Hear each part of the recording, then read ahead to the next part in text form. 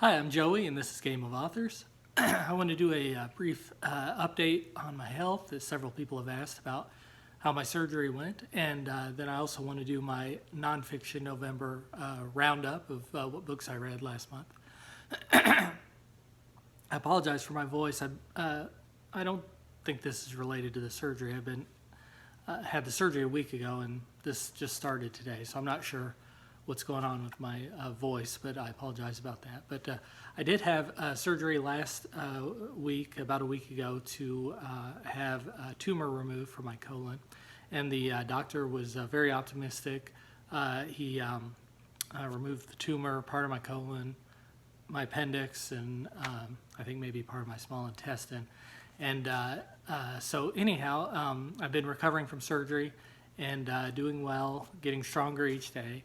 And he was hopeful that he had gotten everything, all of the cancer out of there. I did get a call this week that there was cancer in a lymph node. So now my next step is to meet with an oncologist and talk about treatments going forward. So I have yet to do that, but that is where I'm at on my health, and appreciate people asking and praying for me, and a lot of people have commented. So that's where I'm at on that. So still trusting in the Lord, and faith. He's faithful to His promises, and I just want to be faithful and doing what's required of me from day to day. So I'm getting stronger, and hopefully be back to work next week. And like I said, move forward with whatever treatments are going to be necessary. So moving on to books. I read 9 nonfiction books in November. The last one I actually finished in December. And so I just want to tell you a little bit about the books I read last month. The first nonfiction book I read was The Victorian Pulpit, Spoken and Written Sermons in 19th Century Britain by Robert H. Ellison. And that book I gave 3 stars. That was an interesting book. He was comparing the preaching/writing of the sermons of Charles H. Spurgeon, John Henry Newman, and George MacDonald. And for those who know, this was kind of a transition from Victober into nonfiction November. I thought it looked like an interesting premise, and it was good. It was very academic. It might have even been someone's PhD thesis. I'm not sure. I ran across it online. But Spurgeon was a Baptist preacher. He regularly preached to thousands, like 10,000 people every Sunday in the 1800s, the Victorian period. John Henry Newman was an Anglican minister who later converted to Roman Catholicism, and he would regularly preach to hundreds of people. And George MacDonald had been a preacher earlier in his life, but because of unorthodox views, gave up preaching and became a writer of novels, and I'm sure a lot of you are familiar with George MacDonald. But he included a lot of sermons in his novels, and so that's what this author was analyzing. So he was kind of comparing the, writing a sermon to be mainly preached, but that would later be written, which was Spurgeon's kind of MO, and a lot of Spurgeon sermons were read widely during the Victorian times and are still read today by Christians. But not so much by literary folk, whereas Newman and MacDonald would still be read today in literary circles. Newman prepared his sermons they're a little more, probably literary, but also to be preached to, whereas MacDonald's sermons were strictly literary. But anyhow, that's all I'll say about that one. Second book I read was The Narrative of Sojourner Truth, by Sojourner Truth, and I gave that 4 stars. That was an interesting narrative of a former slave. I would say it was not as good as some others that I've read, but like the narrative of Frederick Douglass or 12 Years a Slave. But it was it was interesting. Second half of the book was probably more theological and talking a lot about her kind of her faith, and even she got involved with a cult-like leader at one point. So it was an interesting book. The third book I read last month was Girl Meets God on the Path to a Spiritual Life by Lauren F. Winner. And Lauren F. Winner is an author who was recommended by Jason at Old Blues Chapter and Verse. And so I read this memoir, and I gave it 5 stars. It was very good. It's a memoir of her life. She grew up in kind of a family that was nominal. Her dad was nominal Jewish, and her mom was a nominal Christian. And in high school, she kind of became an Orthodox Jew, and then in college converted to Christianity. I'm sorry, my battery thing came on. But anyhow, that was a very good memoir about her experience, and a lot of good Christian insight there. And so Jason had recommended that author. I'm glad I read that. And then the next book I read, which was also by Lauren F. Winter, Mudhouse, Sabbath, which I gave 4 stars. And that one was not so much of a memoir as much as she kind of went through different aspects of rituals that she kept in Judaism and how they might, benefit in Christianity, and how Christianity could learn from some of these rituals from Orthodox Judaism. So that was also a good, interesting read. The 5th book I read last month was The Little Red Schoolhouse by Eric Sloane, which was an old children's nonfiction book from, I think, the 70s. I read that because Faith at Faith and Books had done a video talking about some children's nonfiction books that she owned, and Eric Sloane was one of the authors, so it looked interesting to me. So I looked up looked him up on Hoopla and found this book called The Little Red Schoolhouse, which was just a book that he illustrated and wrote about kind of the history of the old one-room schoolhouse. I gave it 4 stars, and it was kind of an interesting history, and some interesting things to learn there about some old schoolhouses. The 6th book I read last month was Standing by Words, Essays by Wendell Berry, which I gave 4 stars. These were essays that Wendell Berry wrote on poetry specifically. And to be honest, a lot of the book was over my head in talking specifically about writing poetry. I think some of the essays may have been given to actual poets who would know a lot more about poetry and the history of poetry than I would. But I like Wendell Berry's writing.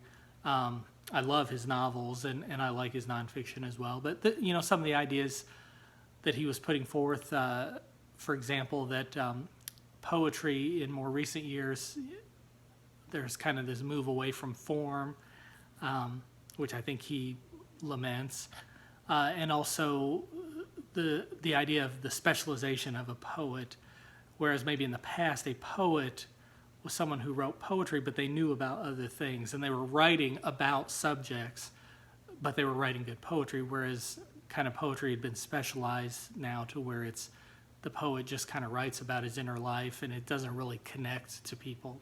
I think that's the argument he was making, right or wrong, but interesting read. The next book I read, number 7, was The Summer of the Great-Grandmother by Madeleine L'Engle. I'm not sure how you pronounce that. I gave that 5 stars. That was a memoir she wrote about her last summer with her mother, who is the great-grandmother in the story. So it's her mother, and then she's the grandmother, and then her daughter and granddaughter, and the 4 of them, 4 generations, and not just them, but other family members all spending the summer together at Crosswicks, which is the summer home. So, it was interesting hearing her talk about the experience of watching her mother die. She was in her 90s at that point, and that was her last summer. And it was well written and makes me want to read more by Madeleine L'Engle. The 8th nonfiction book that I read is called The Wacky Waving Inflatable Tube Guy. And this was a gift to me during my stay at the hospital. And the background is, and you're thinking, well, he's just padding his numbers. This isn't even a real book. But you'd be wrong, because when you open it up, this book actually even has like an ISBN number. So I looked up the ISBN number, and it was already on Goodreads, so I added it to my list. But I gave that 5 stars. It was interesting, little history of the inflatable tube guy, which I forgot to bring over here, but let's see. So this is the wacky waving inflatable tube guy, and this was a gift to me while I was in the hospital, and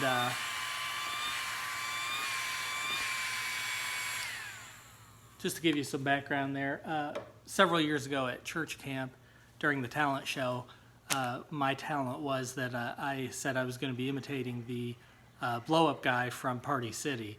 And so I kind of did this thing where I kind of start doing this thing. And so anyhow, that's what has kind of become a funny thing. And every year they ask me to do that. So my friend gave me that little toy with the book, and I gave it 5 stars just because it was interesting, and it was a very nice gift I was thankful to have. So anyhow, the last book that I read this month for Nonfiction November was The Weight of Glory by C.S. Lewis, which I gave 5 stars, and I also added that to my favorites list. I really, really love this book, and I love the writing of C.S. Lewis. Lots of good essays. It's basically a book of essays. The main essay is called The Weight of Glory, which is an allusion to Paul's reference where he talks about the troubles of this world are kind of minute in comparison to the weight of the glory that we will one day receive when we receive our reward as Christians. And it's got a passage in here at the beginning of that essay that I wanted to read. He talks about how there's this idea that in order to be a Christian, you have to give up on your desiring anything fun or exciting or whatever. And he says, if there lurks in most modern minds the notion that to desire our own good and earnestly to hope for the enjoyment of it is a bad thing, I submit that this notion has crept in from Kant and the Stoics and is no part of the Christian faith. Indeed, if we consider the unblushing promises of reward and the staggering nature of the rewards promised in the Gospels, it would seem that our Lord finds our desires not too strong, but too weak. We are half-hearted creatures, fooling about with drink and sex and ambition when infinite joy is offered us, like an ignorant child who wants to go on making mud pies in a slum because he cannot imagine what is meant by the offer of a holiday at the sea. We are far too easily pleased. And I've loved that passage for a long time. I've heard that before, even before reading the book. I would agree with that, that part of being a Christian is because we actually want more joy, more happiness, more true contentment.